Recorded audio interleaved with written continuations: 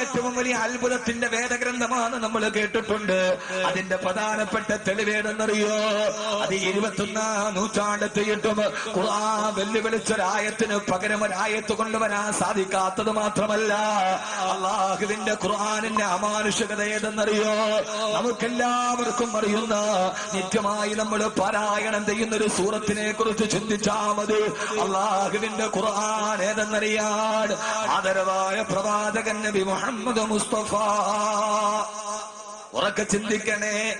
ആദരവായ പ്രവാചകൻ നബി മുഹമ്മദ് മുസ്തഫ സല്ലല്ലാഹു അലൈഹി വസല്ലം ജബൽ അബൂ ഖുബൈസിന്റെ മുകൾ ഭാഗത്ത് കയറി നിന്നിട്ട് മക്ക ഖുറൈശികളോട് പറഞ്ഞുവല്ലോ, മക്കക്കാരെ, നിങ്ങൾ ഏകനായ അല്ലാഹുവിൽ വിശ്വസിക്കുക. ആ സമയത്ത് പ്രവാചകന് നേരെ അബൂലഹബ് എന്ന എതിരാളി ശപിച്ച വാക്കാണ് തബ്ബല്ലക യാ മുഹമ്മദ്.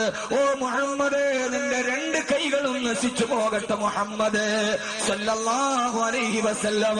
അബൂലഹബിനെ വിമർശിച്ചുകൊണ്ട് ഖുർആനിൽ ആയത്തിറങ്ങി. തബ്ബത് യദാ